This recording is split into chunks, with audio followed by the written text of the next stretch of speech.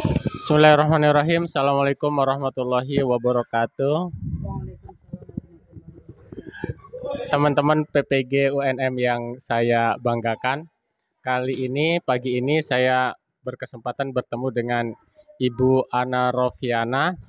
Kita akan ngobrol-ngobrol sedikit, sedikit aja Bu, nggak banyak-banyak mengenai minat belajar di dalam kelas Bu ya. Boleh pertama diperkenalkan dulu Bu sama teman-teman PPG ini. Assalamualaikum warahmatullahi wabarakatuh. Waalaikumsalam. Perkenalkan, nama saya Cecilia Rofiana. Kebetulan saya mengampu mata pelajaran matematika dan bertugas di MTS Negeri 5 Serang. Iya. Jadi itu teman-teman, Ibu Ana ini selain mengajar di MTS juga itu ya, di luar mengadakan kursus Bu ya. Yang kursus sebetulnya suami saya Oh yang punya suami, kursus, iya. oke. Tapi tetap memantau perkembangan anak-anak kursus juga kan? Sedikit Iya. banyak, iya. Ya. Bu ini apa namanya ada salam nih dari anak-anak muridnya nih. Kenapa sih katanya pelajaran matematika itu susah? Sebetulnya kalau pelajarannya itu nggak susah. Nggak susah Nggak sebenarnya. susah sebetulnya.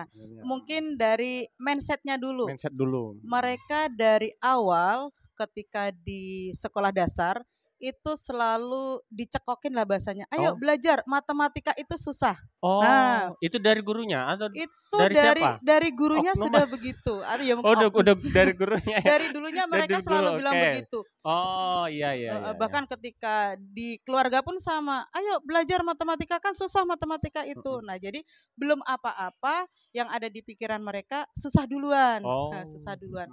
Nah, makanya ketika saya mulai mengajar di sini, kerangka awal yang saya buka adalah mindset mereka. iya. Mulai sekarang jangan pernah berpikir matematika susah. Oh, diperbaikin dulu mindsetnya. Betul. Oke. Katakan dulu di pikiran kalian kalau matematika mudah dan saya bisa. Hmm, Itu selalu saya coba di awal pembelajaran. oke. Jadi ketika awal, ayo berpikir mudah dulu, Iya, biar ini benar-benar mudah. iya. Mm-mm. Dan ternyata sedikit banyak itu memberikan pengaruh ke anak-anak, Oh, sedikit banyak sedikit banyak ya, ada ya, ya. pengaruhnya. Ada pengaruhnya betul. Karena ketika di akhir pembelajaran, saya evaluasi dengan pertanyaan pertama tadi saya. Mereka bilang gimana, mudah kan? Iya Bu, ternyata mudah, saya bisa. Nah, jadi Oh, iya sebetulnya iya iya iya iya. kalau menurut saya mindset awal yang Mindset kurang pas awal yang ya. kurang pas. Kemudian, nah sebenarnya memang apa namanya nyambung nih sama masalah yang sedang saya amati mengenai minat belajar ya.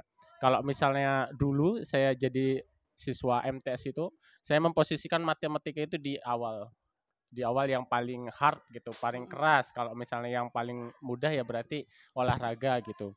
Nah, kalau misalnya ibu sendiri nih membangun minat anak itu untuk kemudian apa namanya bisa beradaptasi dengan mata pelajaran matematika itu seperti apa? Selain tadi yang pertama Pertama saya itu tadi. membongkar tadi kerangka pikir, Iya. yang kedua saya mulai dengan memberikan contoh yang mudah. Oh dari Biar mudah dulu. jadi biar anak itu ngerasa bisa Oh. dulu.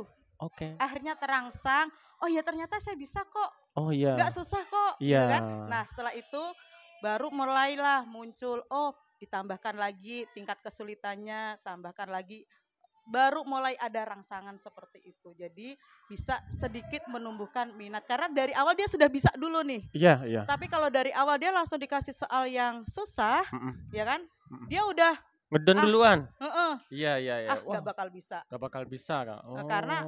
Karena Oh. di sini juga ketika kita kasih contoh soal banyak, baru soal diberikan langsung Mm-mm. bilang nggak bisa Bu. Iya. Mm. Belum dicoba, belum diapa-apa, Mm-mm, mm-mm. udah bilang nggak bisa. Mm-mm, mm-mm. Makanya treatmentnya seperti itu. Iya. Kasih soal paling mudah Iya. Mm-mm. sehingga mereka nggak semua bisa pun 80% bisa lah gitu kan. 80% Ya, targetnya. 80% Wow. saya teliti, Banyak saya itu, Bu. kelilingin bisa. Baru nanti kalau sudah mulai soal kedua, ketiga mulai tuh, mulai Iya. yang daya tangkapnya agak kurang ya tereliminasi sedikit demi sedikit. Sedikit demi sedikit Seperti betul. itu. Iya, ya. Tapi mereka mengikuti pelajaran tersebut gitu ya. Mengikuti, tetap mengikuti. Iya, iya, oke. Nah, kemudian nih, kan kadang-kadang ada nih anak yang apa namanya, kadang-kadang memang mereka pengen bertanya gitu. Mm-mm. Kemudian malu mau nanyanya gitu. Mau mulainya juga dari mana gitu. Mm-mm. Nah, kalau misalnya triknya Ibu sendiri nih untuk meningkatkan minat anak untuk bertanya ada nggak, Bu? Saya biasanya kalau mereka itu kalau bertanya langsung ke depan, itu mereka kurang berani ya. Biasanya mereka bertanya ketika saya keliling. Oh. Jadi ketika saya keliling di kelas, Pribadi japri. japri dia kan. Kalau forum mereka Nah, nggak nggak ini. berani. Oke, Jadi oke. ketika saya keliling, saya dekatin ya kan. Ini mana kesulitannya gini-gini kan. Iya. Terus baru mereka muncul bertanya. Oh, baru nanti saya angkat di depan. Nih ada temannya nih yang bertanya seperti ini. Diekspos di depan. Betul. Oh iya, jadi kemudian yang malu-malu, oh kayak gini doang bertanya gitu ya. Jadi mereka tergugah untuk bertanya kembali kan. Bertanya kembali. Dan memang itu efektif. Cukup efektif. Iya. Yang penting kita mau ngelilingin mereka aja, kita kelilingin. Jadi nanti kan mereka secara punya hubungan personal yang lebih dekat. Betul, pribadi. Iya. Oke. Nah, kemudian nih, ini tips tadi ya yang dari Bu Ana. Kalau misalnya kelasnya hening gitu ya, saat suruh bertanya, ibunya keliling nih, nanti bakalan ada yang manggil gitu ya, yang penasaran. Atau mungkin ada yang kelihatan dari mukanya pengen nanya, ibu yang deketin. Saya deketin. Oh iya. Gitu, oke, siap. Nah, kemudian nih Bu, apa namanya kan di dalam pendidikan ini kan banyak metode cara untuk apa namanya melakukan pembelajaran ya. Nah, kalau misalnya menurut Ibu nih, gimana sih metode-metode ini? Apakah cukup banyak berpengaruh dengan apa namanya hasil belajar siswa? Kalau tuntutan pembelajaran yang abad 21 itu memang harusnya guru lebih kreatif ya ketika dia membuat model atau metode pembelajaran. Tapi kenyataannya di lapangan tidak semudah apa yang para pakar-pakar itu sampaikan. Artinya begini, pembelajaran misalnya berbasis masalah, ya kan? Iya. Itu pas ketika anak-anak yang memiliki minat belajar yang tinggi, kemampuan yang cukup, ya kan? Iya. Tapi kalau kita di posisi di sekolah kita di kampung dengan minat belajar yang tidak terlalu tinggi, tetap pembelajaran itu bukan berarti terfokus ke guru ya, tapi untuk memancing siswa biar lebih aktif, lebih kreatif, inovatif itu butuh perjuangan yang luar biasa. Iya, betul ya.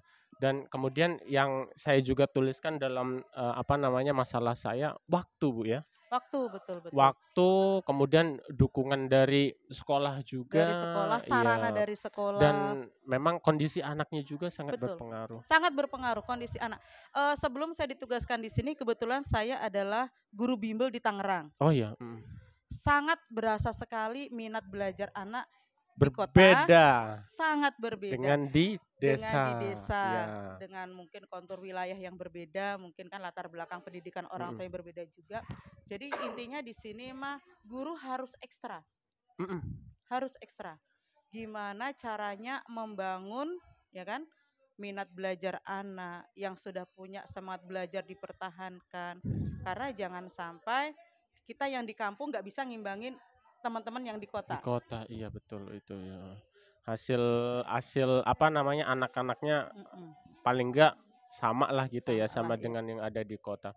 Dan tadi itu mungkin itu ya, apa namanya kesulitan guru dalam penerapan metode-metode yang ada yang diberikan oleh ahli ini tadi itu ya, apa menyesuaikan sama siswanya ya. Gitu. Dan akhirnya malah tujuan akhirnya enggak sesuai dengan apa yang diharapkan. Kadang memang gitu. Tidak sesuai dengan target-target yang ditetapkan oleh pemerintah kadang seperti itu.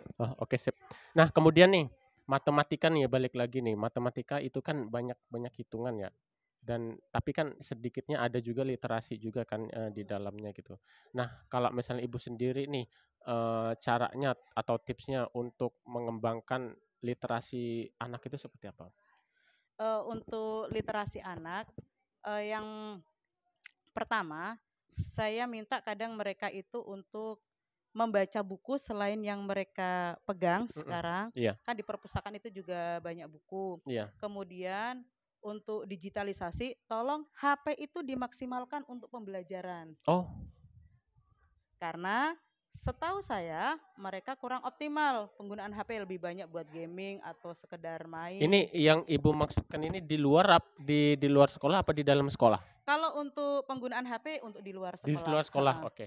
Kalau untuk di sekolahnya karena memang sekolah kita belum mengizinkan pembelajaran menggunakan HP, ya literasinya literasi buku. Oh iya.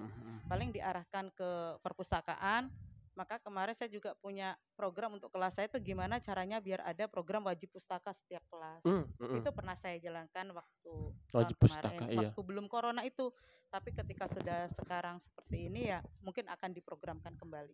Detailnya seperti apa, Bu? Wajib pustaka ini? Wajib pustaka itu ketika jam istirahat Iya. di hari tertentu anak kelas saya, kelas 8A, itu ke perpustakaan. Mau baca apapun boleh. Oh, jadi nggak belajar? Nggak belajar dalam kelas?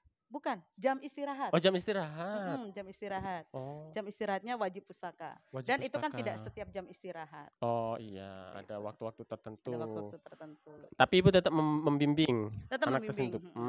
Tetap saya ada di situ untuk menemani mereka. Oh iya. Nah Bu, yang terakhir nih pertanyaannya nih. Inovasi apa sih yang pernah Ibu lakukan untuk pembelajaran matematika? Sebetulnya saya pribadi belum banyak melakukan pergerakan untuk membuat suatu inovasi ya. Artinya saya hanya kayak membuat alat peraga sederhana, ya kan? Bagaimana biar anak itu bisa tervisualisasi. Oh iya. Ya kan? Karena contohnya begini, ketika saya menjelaskan bangun ruang sisi datar, pertanyaan saya pertama, pernah dengar kata kubus nggak? Oh pernah. Apa itu kubus? Segi 4. Kotak. Nah, jawabannya seperti itu. Oh berarti saya perlu membuat visualisasi atau benda langsung. Oh ini loh kubus. Coba kalau bendanya seperti ini, saya tanya kubus itu apa. Nah itu lebih mengena ke mereka. Seberapa minat interaksinya kemudian setelah Ibu menerapkan inovasi ini? Waktu itu sempat saya buat penelitian juga. Oh iya. Saya buat penelitian tindakan kelas, penggunaan media pembelajaran berupa alat peraga tadi itu efektif sih. Efektif. Kalau tidak salah itu 80% siswa mencapai KKM itu. 80%? 80% mencapai KKM. Dengan membuat alat peraga dengan tadi? Menggunakan alat peraga dengan itu. Anak memvisualisasikan bentuknya. Betul. Anak tahu bentuknya secara langsung ya. Jadi enggak iya. menerka-nerka bentuknya kayak gini gitu ya. 80% Bu ya? 80% mencapai KKM. Oh, berarti itu artinya ketika inovasi ini kita laksanakan dan kita terapkan pada pembelajaran, bisa meningkatkan pembelajaran tersebut. Kalau sesuai dengan topiknya, saya yakin bisa. Bisa kalau sesuai ya. dengan, karena memang setiap topik pembelajaran butuh model atau metode pembelajaran yang berbeda. Oh iya. Ya itu aja Ibu. Terima kasih atas sesi wawancaranya. Sama-sama. Dan ini informasi juga untuk pribadi saya dan teman-teman dalam melaksanakan kegiatan PPPG. Terima kasih Ibu Ana atas waktunya. Terima kasih teman-teman. Bila taufik wal hidayah. Wassalamualaikum warahmatullahi wabarakatuh. Waalaikumsalam warahmatullahi wabarakatuh.